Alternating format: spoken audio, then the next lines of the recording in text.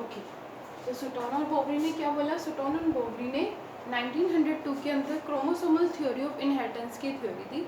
According to this theory इन्होंने क्या बोला कि जो स्पर्म और एग सेल है, कि जैसे अगर हम बात करते हैं जब भी रिप्रोडक्शन होता है तो रिप्रोडक्शन के टाइम में क्या बनते हैं? These two cells are form, जिसको हम क्या बोलते हैं? गैमेट्स बोलते हैं।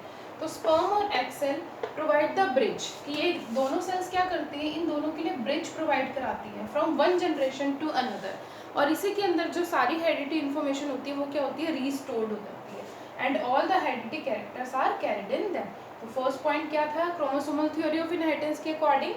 कि जो स्पर्म और एग सेल्स हैं provide the bridge from one generation to another, कि स्पर्म और एग सेल्स क्या करते हैं? ब्रिज प्रोवाइड कराते हैं from one generation to another, and all the heredity characters are carried in them, कि इसके अंदर सारे हेरिडिटी कैरेक्टर्स जो होते हैं वो क्या होते हैं? रीस्टोर्ड होते हैं। नेक्स्ट इन्होंने क्या पॉइंट बोला? जो हेरिडिटी फैक्टर्स हैं are carried in the nucleus, क्योंकि न्यूक्लियस के अंदर क्या होते हैं? जितने भी हेरिडिटी फैक्टर्स हैं वो प्रेजेंट होते हैं।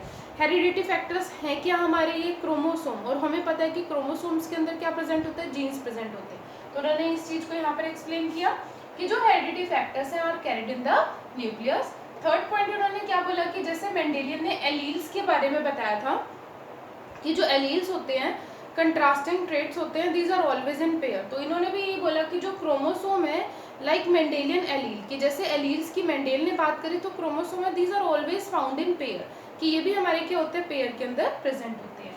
नेक्स्ट क्या इन्होंने कैरेक्टरिस्टिक इसका बोला कि स्पर्म और एग जो होते हैं वो उनके अंदर हैप्लॉइड सेट ऑफ क्रोमोसोम होते हैं, कि जैसे अगर हम बात करते हैं ह्यूमन बीइंग के अंदर 46 number of chromosomes are there, but in gametes 23 number of chromosomes are present, कि क्या होता है? जस्ट उसके हाफ हो जाते हैं। तो उनके अंदर इन्होंने ये चीज बोली कि जो स्पर्म और एग सेल्स होते हैं इनके अंदर haploid set of chromosome present होते हैं, और ये बाद में क्या करते हैं? जैसे यहाँ पर एक्स यहाँ पर है, ये दोनों आपस में फ्यूज होके क्या करते हैं? डिप्लॉइड सेट ऑफ क्रोमोसोम का फॉर्मेशन करते हैं, that is known as zygote, जिसको हम क्या बोलते हैं? जाइगोट।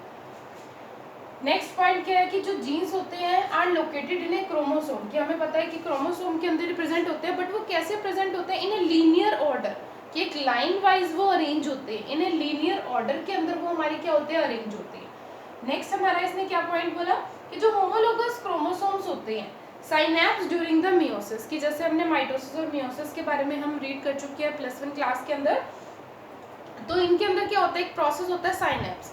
साइनैप्स के अंदर क्या करते हैं? जो भी इनके अंदर मटेरियल प्रेजेंट होता है वो सारा क्या करता है? वो इंटरमिक्स हो जाता है। तो इन्होंने ये बोला कि जो होमोलोगस क्रोमोसोम्स है, homologous chromosome synapse during the meiosis and get separate to pass into the different cell, और वो क्या करते हैं? डिफरेंट सेल्स में पास हो जाते हैं, अलग अलग हो जाते हैं, and this form the basis of segregation and the independent assortment. और ये क्या बनाते हैं कि जो मेंडेल ने एक्सप्लेन किया था लॉ ऑफ सेग्रीगेशन और इंडिपेंडेंट असॉर्टमेंट, उसका एक बेस तैयार करते हैं, बेस रेडी करते हैं। तो सुटान एंड बोवरी लास्ट में ये कंक्लूजन पे पहुंचे कि that the pairing in the separation of a pair of chromosome, कि जब हम बात करते हैं कि क्रोमोसोम की पेयरिंग भी हो रही है और क्रोमोसोम का सेग्रीगेशन भी हो रहा है, that would lead to the segregation of a pair of factor, कि जो फैक्टर है जिसको हम बात कर रहे हैं, जीन्स की बात कर रहे हैं, कि मेंडेल ने उसको फैक्टर टर्म दी थी कि lead to the segregation of a pair of factor, कि वही जो फैक्टर है वो उनके अंदर आगे कैरी फॉरवर्ड हो रहा है।